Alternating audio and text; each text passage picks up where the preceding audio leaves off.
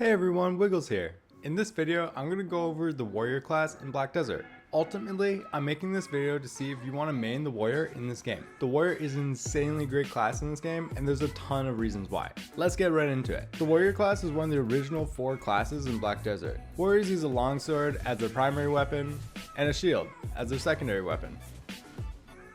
Awakening warriors use a greatsword, which lets you dash around fast and hit really hard.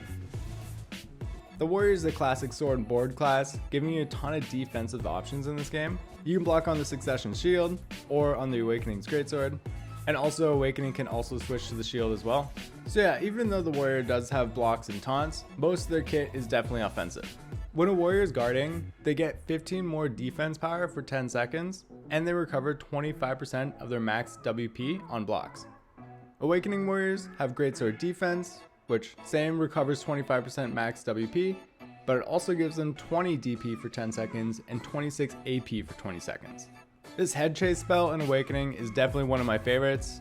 It's one of the main reasons why I go back to it. It's really fun to use.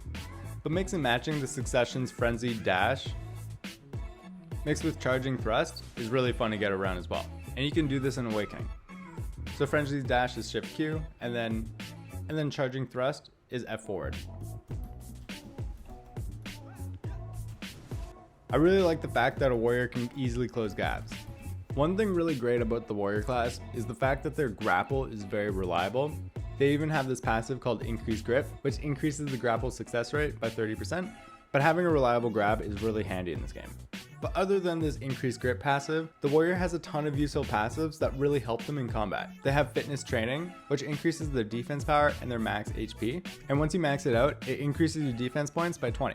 And lastly, both forms of the warrior get Soul of Warrior, which increases your attack speed by 10%, and Succession warriors get a passive called Prime Fitness Training, which further increases their defense power even more. Maxing this out gives you 15 more defense power.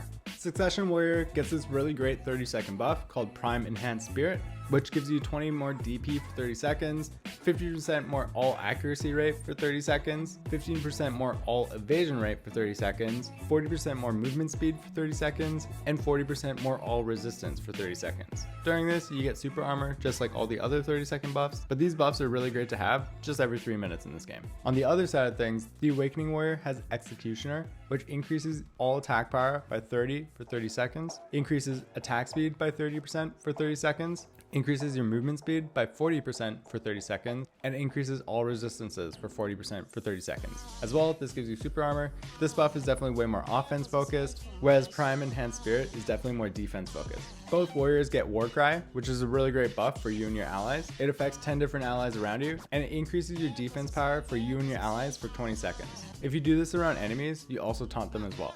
I definitely find resource management way easier on the Valkyrie, but the warrior has Meditation, which increases your WP on a 30-second cooldown, and then there's also Awakening has Burning Moxie, which is a bit better. It's a 10-second cooldown, it increases more WP, and it also gives you movement speed. So these spells really help with resource management, but like I said, I think the Valkyrie takes the W when it comes to resource management. As for skill enhancements, the Rabam skills, for the first set, level 56, this really comes down to preference, but most players do choose Frenzied Spear for the general PvP and 1v1s, and they swap to Seismic Strike for something like large-scale PvP. Frenzied Spear has a stiffness CC and is also really good for movement, while Seismic Strike has a super armor and a down smash CC. The skill is also easy to cancel out of, but the full skill is a very slow animation with mediocre damage. Both skills give a 15 magic DP buff for 10 seconds. And then the next set, level 57, the preferred choice here is Shield Tide over Shield Assault. Shield Tide is really useful for movement. The skill has super armor on the first attack and then forward guard. Unfortunately, Shield Assault isn't really that good of a choice at all. It lacks damage and it doesn't really have anything else to offer. Lastly, the level 58 skills, Counter Slash and Dusk Slash. To be honest, for this third set, there isn't really a good choice here. Some people don't even bother picking out of these two and learning the skill, since it can actually mess up your movement if you accidentally trigger them with left mouse button after shield tide.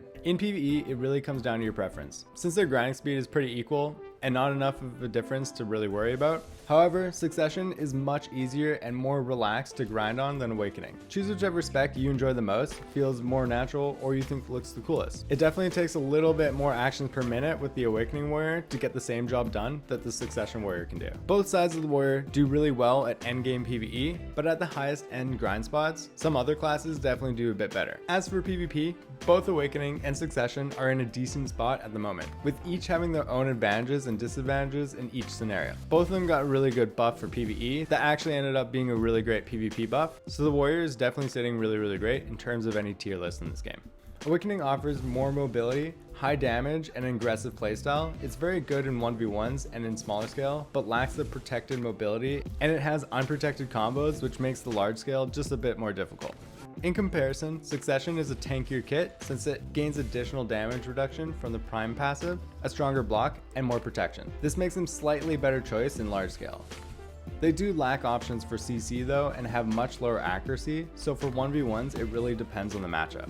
So in terms of Awakening or Succession, Awakening Warrior and Succession Warrior definitely feel quite different, with different pros and cons. Succession is more tanky and a bit more low effort to grind on than the Awakening Warrior, but the Awakening Warrior's greatsword may be too fun for you to give up. The Awakening Warrior hits hard and has big AoEs. And yeah, recently the Warrior got a great PvE buff on some skills that don't usually get used for PvP, like Frenzied Strike and Merciless, but now you can use both these skills a bit more in a PvP scenario.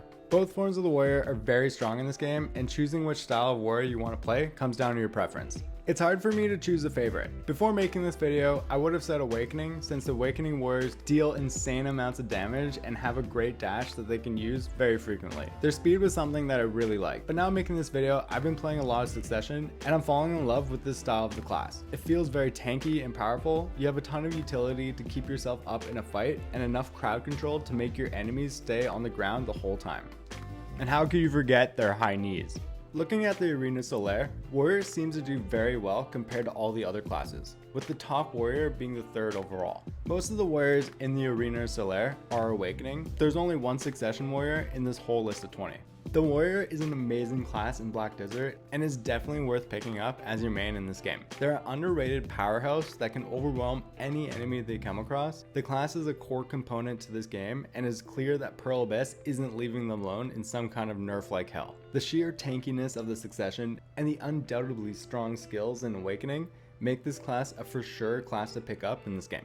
So what do you think? Are you going to be trying out the Warrior in Black Desert? Will you be making it for the next season? Or are you going to be playing some other class entirely? Let us all know in the comments. Thanks for watching this video, everyone. If you found this video helpful, please give this video a like so it can be shown to more people like yourself. Also, please subscribe to my channel for more Black Desert videos just like this. I'm doing class reviews on every class, so stay tuned for my videos coming out soon, and check out all my other previous videos as well. Have a great day, everyone. Cheers.